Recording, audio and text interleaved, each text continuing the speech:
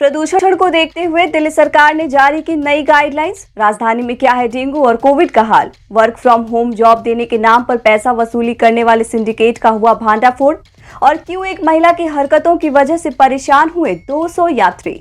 जानेंगे ये सारी खबरें आज की टॉप 10 न्यूज में। नमस्कार, मैं हूं सुप्रिया सिंह। शुरुआत करते हैं दिल्ली की 10 बड़ी खबरों की, लेकिन उससे पहले आपसे एक जरूरी अपील है। अगर अभी तक आपने हमारे चैनल द भारत खबर को सब्सक्राइब नहीं किया है तो नीचे दिया गया सब्सक्राइब का बटन दबाएं। साथ ही खबरों के अपडेट्स पाने के लिए बेल आइकन को भी जरूर प्रेस करें।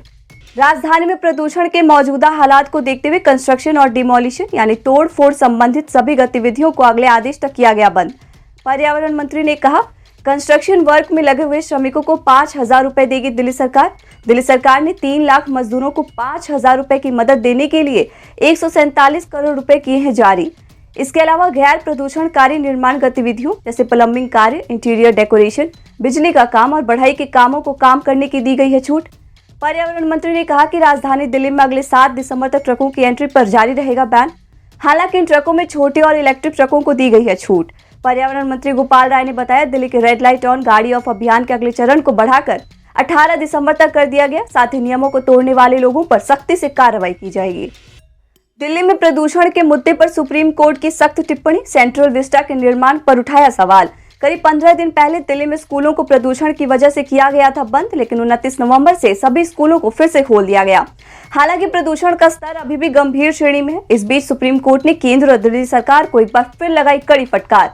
सुप्रीम कोर्ट का कहना है कि वो केंद्र से पूछेगा कि क्या सेंट्रल विस्टा परियोजना में निर्माण कार्य जारी रखने से बढ़ रहा है धूल प्रदूषण। इसके अलावा सुप्रीम कोर्ट ने दिल्ली सरकार को दिल्ली में पेड़ पौधे लगाने के लिए एक व्यापक योजना तैयार करने और उसके समक्ष पेश करने का दिया निर्देश। सफाई कर्मचारी के परिवार को सीएम केजरीवाल ने दिए 1 करोड़ रुपए। कोरोना के दौरान ड्यूटी में हुई थी मौत। अरविंद केजरीवाल ने कोरोना वायरस से जान गंवाने वाली ईएमसीडी की महिला सफाई कर्मचारी सुनीता के परिवार से मुलाकात कर 1 करोड़ रुपए की सहायता राशि का चेक सौंपा। मुख्यमंत्री ने पीड़ित परिवार को हर संभव मदद का दिया आश्वासन। आपको बता दें, दिल्ली सरकार अब तक 18 कोरोना वॉरियर्स के परिवारों को 1-1 करोड़ रुपए की दे चुकी है आर्थिक मदद। लगातार तीसरे दिन हुई राजधानी में कोविड से एक मौत। पिछले 24 घंटे में 43,000 से ज्यादा टेस्ट करने के बाद सामने आए 34 नए मामले। वहीं 36 मरीज डिस्चार्ज होकर घर गए। दिल्ली में कंटेनमेंट जोन की संख्या 105 है। होम आइसोलेशन में है 122 मरीज। दिल्ली में कलेक्टिव केसों की संख्या 285। वैक्सीनेशन ड्राइव में तेजी लाने के लिए लोगों को जागरूक करने में जुटा प्रशासन। कोरोना के नए ओमिक्रॉन वेरिएंट को लेकर एम्स डायरेक्टर रणदीप गुलेरिया ने किया है आगाह। डेल्टा से भी ज्यादा खतरनाक है ओमिक्रॉन वेरिएंट। एयरपोर्ट पर विदेशों से आने वाले यात्रियों पर सख्ती से नजर रखने की बताई गई है जरूरत। दिल्ली में अब तक डेंगू का आंकड़ा 8,000 के पार। एक तरफ जहां कोरोना का खतरा है, वहीं दूसरी तरफ राजधानी में मुश्किलें बढ़ा रहा है डेंगू। पिछले एक हफ्ते में राष्ट्रीय राजधानी दिल्ली में डेंगू के 1,000 से ज्यादा नए मामले आए सामने। जानकारी के मुताबिक पिछले एक हफ्ते में दिल्ली में डेंगू के 1,148 केस आए हैं। नए मामलों के सामने आने के साथ ही अब डेंगू के कुल मामले 8,000 के आंकड़े के पार कर गए हैं और इसकी वजह से अब तक 9 लोगों की मौत हो चुकी है। इसके अलावा मलेरिया के 167 केस और चिकुनगुनिया के 79 मामले सामने आए हैं। दिल्ली पुलिस ने कनॉट प्लेस के इनर सर्कल से 8 बेघर लोगों को भेजा होम शेल्टर। कनॉट प्लेस के इनर सर्कल से रविवार को नशा करने और भीख मांगने वाले 8 लोगों को भेजा गया शेल्टर होम। ये लोग 4 से 5 सालों से यहाँ लावारिस रहते थे। दिल्ली पुलिस और अर्थ सेवियर फाउंडेशन एनजीओ की मदद से उन्हें शेल्टर होम्स भेजा गया। 8 लोगों में 3 महिलाएं हैं और ये सभी बुजुर्ग हैं।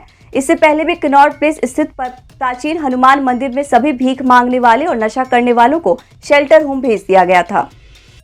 दिल्ली यूनिवर्सिटी ने मानी छात्रों की मांगे। कोरोना संक्रमण के चलते बंद डीयू के छात्र घर से ही पढ़ाई और परीक्षा दे रहे हैं और इस दौरान छात्रों को लाइब्रेरी की कमी खल रही थी।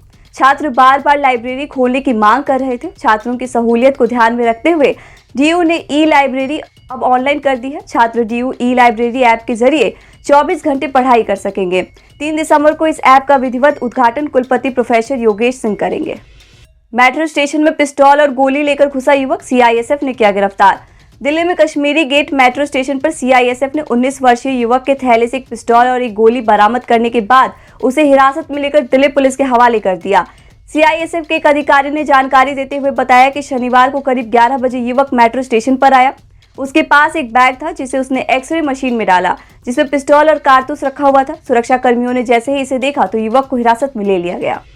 वर्क फ्रॉम होम जॉब देने के नाम पर पैसा वसूली करने वाले सिंडिकेट का हुआ भांडाफोड़। दिल्ली पुलिस की साइबर क्राइम यूनिट ने इस तरह के जॉब ऑफर करने वाले एक मॉड्यूल का भांडाफोड़ करते हुए दिल्ली और एनसीआर से एक महिला समेत 4 लोगों को गिरफ्तार किया है। फर्जी जॉब पोर्टल्स के माध्यम से देश भर में वर्क फ्रॉम होम जॉब देने के नाम पर जबरन वसूली और धोखाधड़ी में शामिल इस गैंग को लेकर काफी शिकायतें मिली थी। पुलिस के मुताबिक साइबर क्राइम यूनिट में कुछ शिकायतें आई थी, जिसमें आरोप लगाया गया था कि कुछ वेबसाइट्स लोगों को वर्क फ्रॉम होम का झांसा देकर उनसे धोखाधड़ी कर रही हैं। एक महिला यात्री की हरकत से परेशान हुए 200 यात्री। दिल्ली से मुंबई की उड़ान के लिए तैयार विमान में उस समय हैरान करने वाली स्थिति पैदा हो गई जब एक महिला यात्री ने हंगामा करना शुरू कर दिया। महिला यात्री की हरकतों से परेशान होकर दिल्ली से मुंबई जा रहे विमान को रनवे से वापस लौटना पड़ा। पूरा मामला पिछले शनिवार का है। मिली जानकारी के मुताबिक एयर होस्टेस के अनुरोध के बावजूद महिला यात्री मास्क नहीं पहन रही थी। एयर होस्टेस के अलावा यात्रियों के अनुरोध को महिला ने अस्वीकार कर दिया। नशे में धुत महिला की हरकतों के चलते विमान को रनवे से वापस लाना पड़ा।